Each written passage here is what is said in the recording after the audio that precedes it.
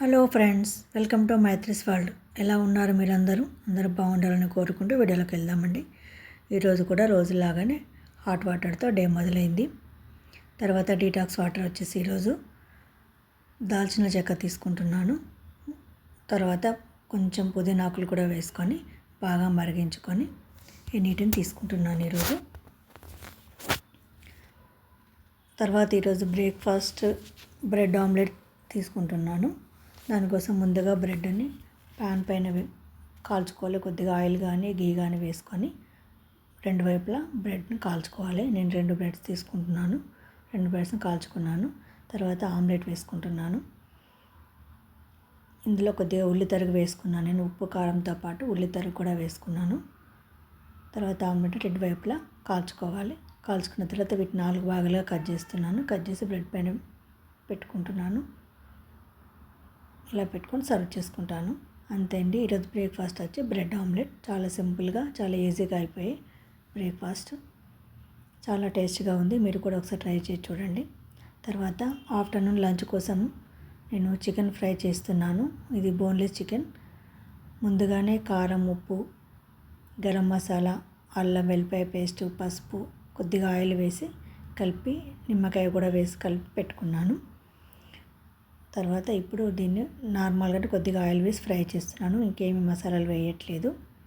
చాలా సింపుల్గా చేసుకుంటున్నాను. ఇది త్వరగా ఉడికిపోతుంది. చివరగా కొత్తిమీర ఆకు వేసుకొని దించుకోవాలి. అంతే అండి, చికెన్ ఫ్రై రెడీ అయిపోయినట్టే.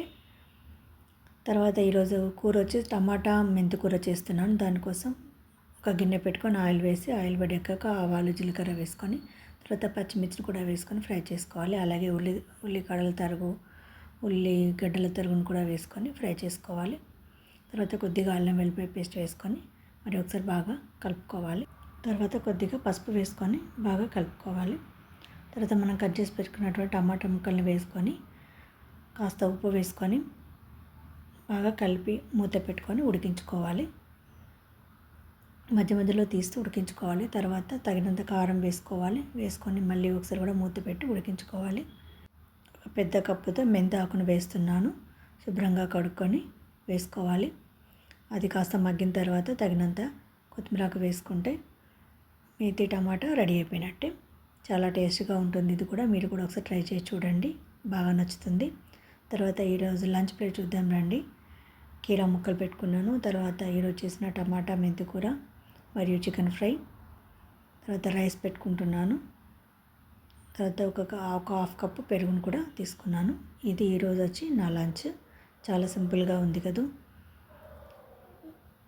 తర్వాత నైట్ కోసం డిన్నర్ కోసం అని చెప్పేసి నేను ఒక సూప్ చేసుకుంటున్నాను. చూద్దాం రండి అదేంటో. ఒక ప్యాన్ పెట్టుకొని కొంచెం నెయ్యి వేసుకొని బాగా వేడెక్కిన తర్వాత బీన్స్, క్యారెట్ ముక్కలు వేసుకోవాలి. అవి కాస్త ఫ్రై అయిన తర్వాత స్వీట్ కార్న్ కూడా వేసుకొని అవి కూడా కొంచెం ఫ్రై చేసుకోవాలి. తర్వాత ఉల్లి తరుగును వేసుకుంటున్నాను. అలాగే సన్నగా తరిగినటువంటి వెల్లుల్లి కూడా వేసుకొని ఇవి కాస్త ఫ్రై కానివ్వాలి. ఇవి కొంచెం ఫ్రై అయిన తర్వాత కాస్త ఉప్పు వేసుకొని మరి కాసేపు ఫ్రై చేసుకోవాలి. తర్వాత ఒక 200 ml వాటర్ పోసుకుంటున్నాను. వాటర్ బాగా మరిగేదాకా వెయిట్ చేద్దాము. తర్వాత కొంచెం మిరియాల పొడి వేసుకుంటాను. మనకు టేస్ట్ తగినంత వేసుకోవాలి. తర్వాత చల్లటి నీళ్ళలో కలుపుకున్న రాగి పిండిని వేసుకుంటున్నాను. రాగి పిండిని చల్లటి వాటర్లో ఉండలేకుండా బాగా కలుపుకొని ఈ నీరు మసులుతున్నప్పుడు పోసుకోవాలి. తర్వాత స్పూన్తో బాగా కలుపుకోవాలి. ఇది త్వరగా ఉడికిపోతుంది. చిక్కగా లేకుండా కొంచెం పల్చగా ఉండేలాగా చూసుకోవాలి. అవసరమైతే కొద్ది వేడి వాటర్ పోసుకోవచ్చు. అంతే అండి, రాగి పిండితో సూప్ రెడీ అయిపోయినట్టే. నేను ఇందులోకి ఒక హాఫ్ చెక్క నిమ్మరసం పిండుకుంటున్నాను. ఈ నిమ్మరసం పిండితే చాలా టేస్టీగా ఉంటుంది. చలికాలంలో వేడివేడిగా చాలా సూపర్గా ఉంటుంది. నైట్ డిన్నర్లోకి చాలా బాగుంటుంది. లైట్గా తినాలనుకున్నప్పుడు ఇలాంటి సూప్ చేసుకోవచ్చు. వీడియో కనుక నచ్చినట్టయితే లైక్ చేయండి, షేర్ చేయండి, మరియు సబ్స్క్రైబ్ చేయడం మాత్రం మర్చిపోకండి.